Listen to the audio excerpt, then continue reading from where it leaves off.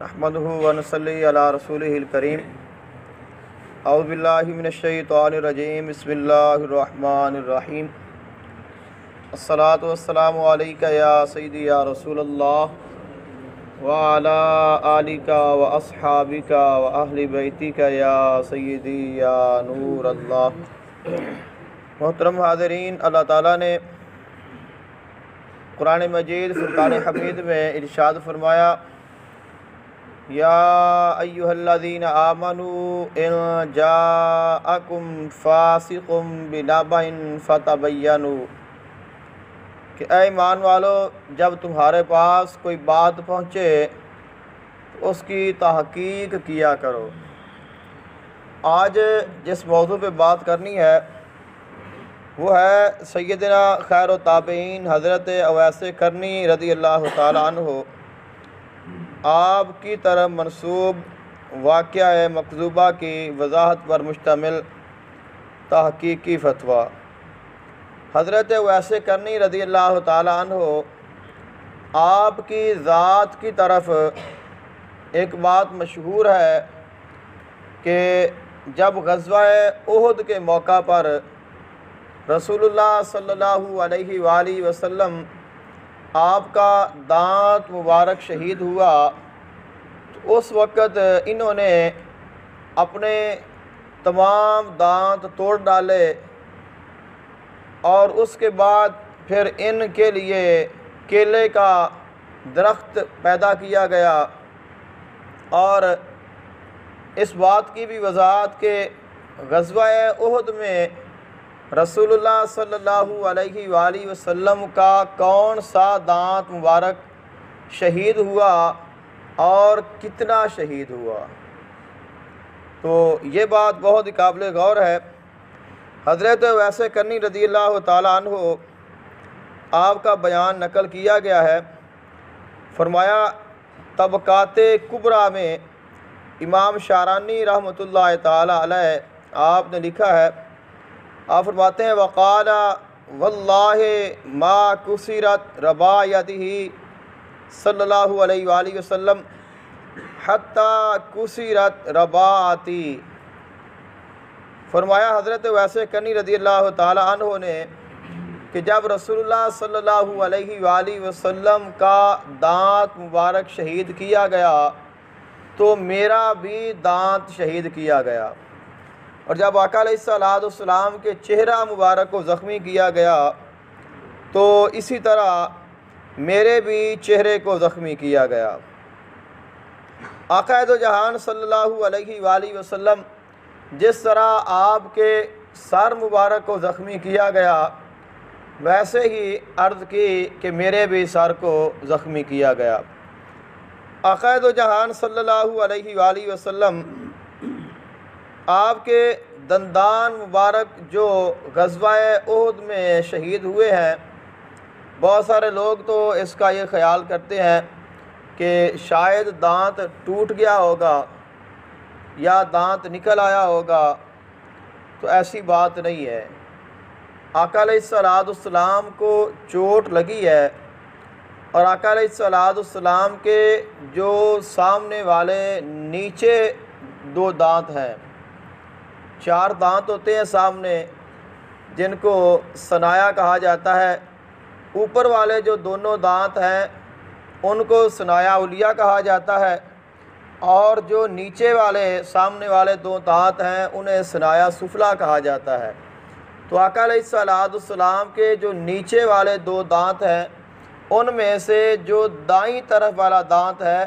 اس کا تھوڑا سا حصہ شہید ہوا تھا،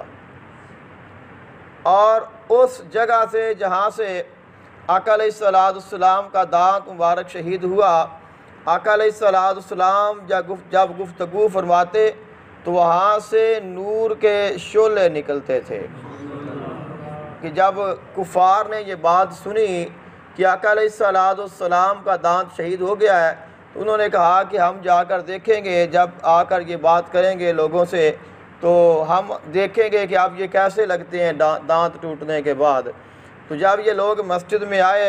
اور آقا علیہ السلام نے گفتگو فرمائی تو صحابہ کرام فرماتے ہیں کہ آقا علیہ السلام کے منہ مبارک سے ایسے نور کے شعلے نکلتے تھے۔ فرمایا کہ آپ کے منہ سے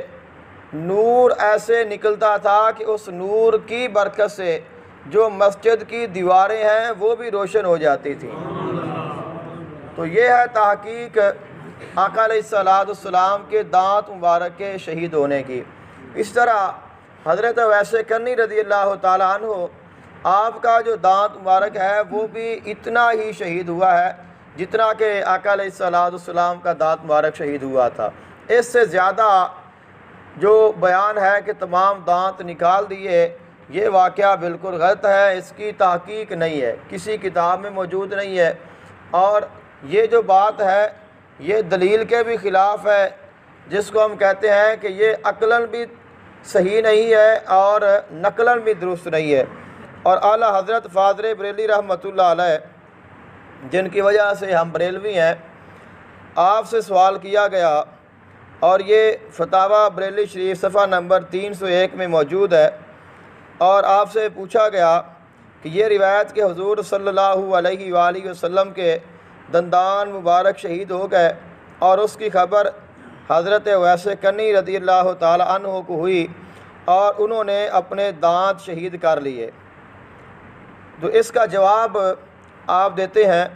آپ نے فرمایا کہ یہ روایت نظر سے نہ گزری، فرمایا کہ یہ جو روایت ہے میری نظر سے نہیں گزری ہے، کہ کسی کتاب میں فرمایا کہ ہم نے یہ روایت نہیں پڑھی، اور فرمایا کہ غالباً ایسی روایت ہے ہی نہیں، اگرچہ مشہور یہی ہے۔ فرمایا کہ اگرچہ مشہور یہی ہے لیکن ایسی روایت نہ ہم نے کوئی پڑھی ہے، اور یقین یہی ہے کہ ایسی کوئی روایت ہے بھی نہیں۔ اور یہ ہے نقل کے اعتبار سے اور عقل کے اعتبار سے کہ آقا علیہ السلام کے دانت شہید ہوئے ہیں کافروں کی وجہ سے، تو اب عشق رسول کا یہ تقاضا تو نہیں ہے کہ آپ کے محبوب کو کوئی تکلیف پہنچائے اور آپ کہیں کہ جیسے اسے تکلیف پہنچائی گئی ہے ویسے ہی مجھے بھی تکلیف پہنچائی جائے، اور وہ تکلیف بھی دشمن کی طرف سے ہو۔ تو یہ جو تکلیف پہنچانا ہے، دانتوں کو شہید کرنا ہے، یہ کفار کی طرف سے ہے، یہ آقا علیہ السلام کی سنت مبارکہ نہیں ہے۔ آقا علیہ السلام کی سنت مبارکہ وہ ہے جو آقا علیہ السلام نے کام سر انجام فرمائے ہیں۔ اور اسی طرح اگر ایسا بھی ہو تو جب آقا علیہ السلام کے دانت مبارک کا ایک حصہ شہید ہوا ہے تو پھر اس کی وجہ سے تمام دانت نکال دینا یہ بھی عقل کے خلاف ہے، اس لیے فرمایا گیا۔ اور علماء نے، اہل سنت والجماعت کے علماء نے اس کی تحقیق لکھی ہے، اور اعلیٰ حضرت کا فتویٰ میں نے آپ کے سامنے پیش کیا ہے کہ ایسی کوئی روایت نہیں ہے، اور یہ بات بالکل غلط ہے۔ حقیقت یہی ہے جو آپ کا فرمان امام شعرانی رحمۃ اللہ علیہ آپ نے لکھا ہے، حضرت اویس کرنی رضی اللہ تعالیٰ عنہ، آپ نے فرمایا کہ جس طرح فرمایا کہ واللہ ما کسرت ربایت رسول اللہ صلی اللہ علیہ وآلہ وسلم حتیٰ کسرت رباتی، فرمایا کہ جس طرح آقا علیہ السلام کا دانت مبارک شہید کیا گیا ویسے ہی میرا بھی کیا گیا، جیسے آقا علیہ السلام کا چہرہ مبارک اس جنگ میں زخمی ہوا ویسے ہی میرا بھی ہوا، اور جس طرح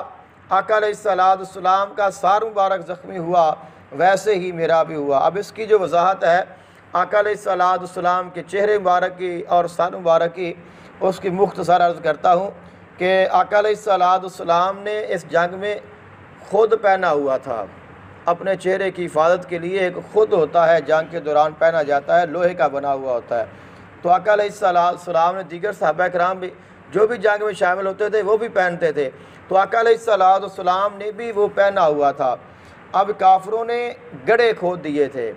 کہ گڑھا کھودا اور گڑھا کھود کر اوپر سے بند کر دیا، نیچے گڑھا ہے اور اوپر سے اس کو بند کر دیا، کسی کو پتہ نہ چلے کہ نیچے گڑھا ہے۔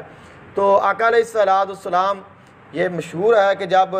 غزوہ احد کے مقام پر پہلے اللہ تعالیٰ نے مسلمانوں کو کامیابی عطا کی، لیکن آقا علیہ السلام نے 50 آدمیوں کو ایک درے پہ کھڑا کیا تھا۔ فرمایا کہ آپ نے اگر ہم جیتیں یا ہاریں آپ نے اس جگہ کو چھوڑنا نہیں ہے۔ تو جب مسلمان جنگ جیتے تو انہوں نے کہا کہ اب ہم چونکہ جنگ جیت چکے ہیں، آقا علیہ السلام نے حکم نہیں دیا تھا، تو انہوں نے خود ہی وہاں سے اس جگہ کو خالی کر دیا۔ 40 لوگ آ گئے، 10 باقی رہ گئے۔ تو اب اس کے بعد پھر پیچھے سے حملہ کیا گیا تو مسلمانوں کا بہت نقصان ہوا۔ تو جب اچانک پھر دوبارہ کافروں کی طرف سے حملہ کیا گیا تو اس دوران آقا علیہ السلام اپنے کچھ صحابہ کرام کے ساتھ آپ جا رہے تھے اور کافروں کا غلبہ تھا، تو اچانک آقا علیہ السلام اس گڑھے میں گر گئے۔ تو جب آقا علیہ السلام گڑھے میں گرے تو آقا علیہ السلام کا جو آپ نے خود پہنا ہوا تھا وہی آپ کے چہرے مبارک میں لگا، اور اس کی وجہ سے آقا علیہ السلام کا سر بھی زخمی ہو گیا اور آقا علیہ السلام کا چہرہ مبارک بھی زخمی ہو گیا۔ لیکن اس واقعے کو لے کر کچھ لوگ صحابہ کرام علیہم رضوان پر اعتراض کرتے ہیں اور ان کی شان میں گستاخی کرتی ہیں۔ ایسا کوئی جواز نہیں ہے، کیونکہ اللہ تعالیٰ نے اس کی وضاحت قرآن پاک میں فرما دی ہے۔ فرمایا کہ ان الذین تولوا منکم یوم التقى الجمعان انما استزلهم الشیطان ببعض ما کسبوا، کہ اس دن جو صحابہ کرام خوف اور ڈر کی وجہ سے جن کے پاؤں میدان جنگ سے لرز گئے، اکھڑ گئے تھے، فرمایا کہ ان کو یہ شیطان کی وجہ سے ہوا تھا، کہ ان کے جو پاؤں لڑکھڑائے تھے میدان جنگ سے وہ شیطان کی وجہ سے لڑکھڑائے تھے، اور وہ جو ان کا عمل تھا وَلَقَدْ عَفَا اللَّهُ عَنْهُمْ، اللہ تعالیٰ نے صحابہ کرام سے اس عمل کو درگزر فرما دیا ہے۔ تو اب جب اللہ تعالیٰ نے اپنے محبوب کے غلاموں کو اس عمل کی معافی عطا کر دی ہے تو اب کسی کے پاس کوئی جواز نہیں ہے کہ آقا علیہ السلام کے غلاموں پر اعتراض کرے۔